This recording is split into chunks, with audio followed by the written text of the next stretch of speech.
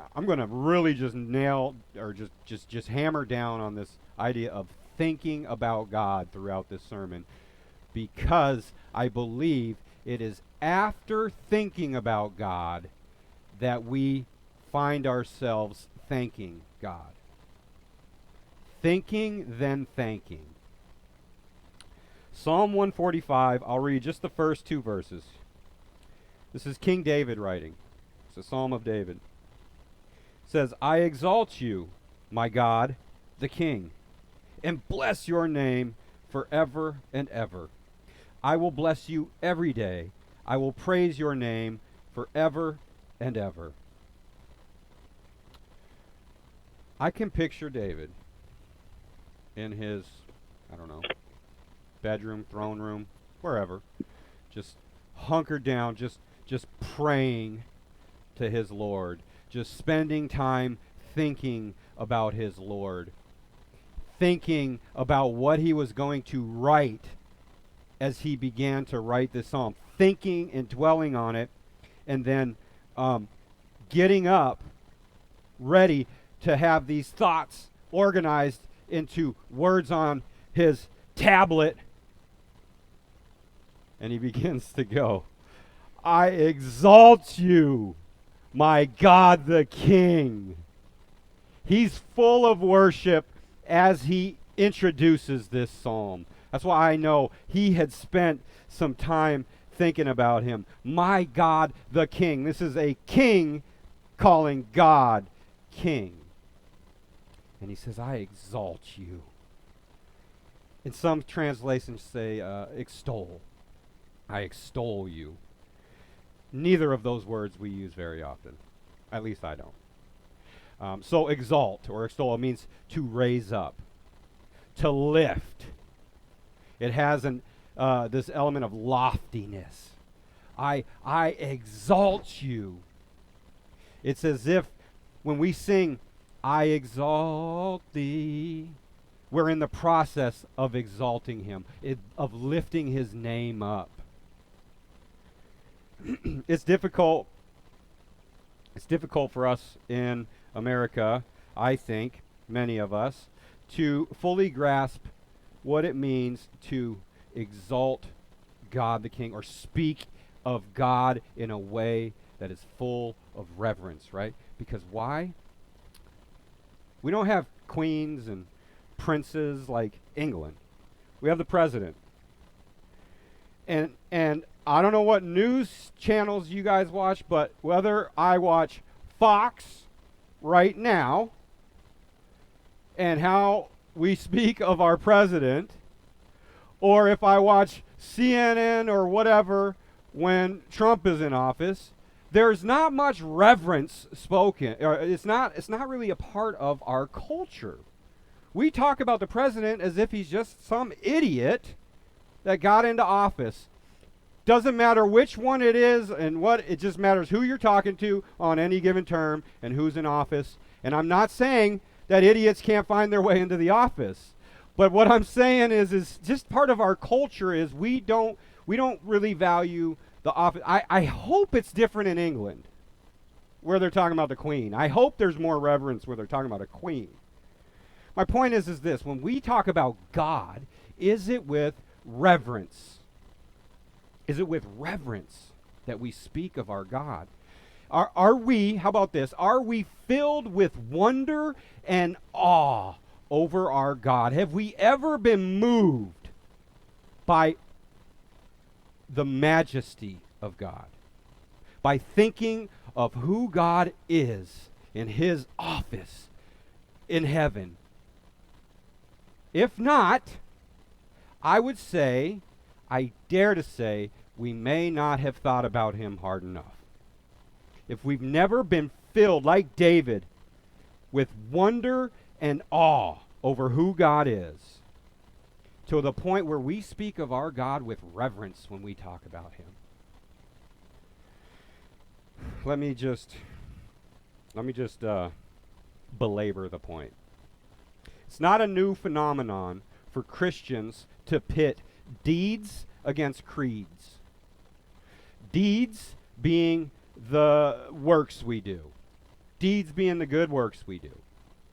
Creeds being the creedal confessions that the early church fathers and leaders hammered out over centuries, these confessions of faith.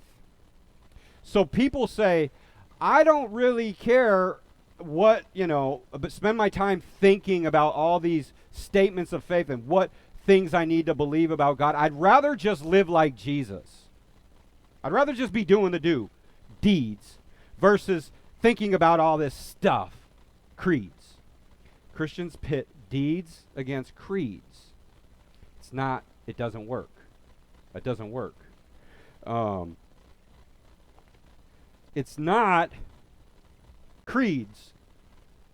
Those who are the Christians against creeds. I don't need to have my head in the clouds always studying and thinking about God.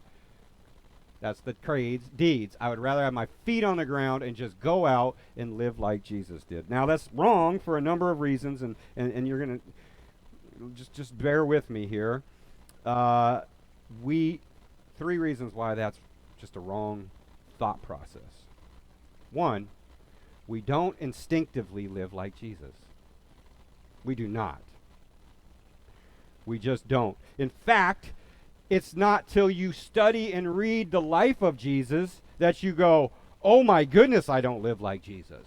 It's not until after you've thought through how he lived that you go, oh, I fall short. I don't live like Jesus in my day-to-day. That's the first thing you notice when you've thought hard about him. Second is the only way we actually know how Jesus would live is if we spend time studying his life in the scriptures. We have to really think about, see how he interacts in the day-to-day. You see, Jesus was not just running around looking in trees to see what cats he could save. He was not standing at the supermarket holding open the door for perfect strangers. It's not that he wouldn't do these things. He wasn't just helping little old ladies to their car. It's not that he wouldn't do these things, but Jesus was more interested in helping little old ladies have hope and giving them purpose and saying, here's something you can do. And he was calling humans out of trees, saying, Nicodemus, come here.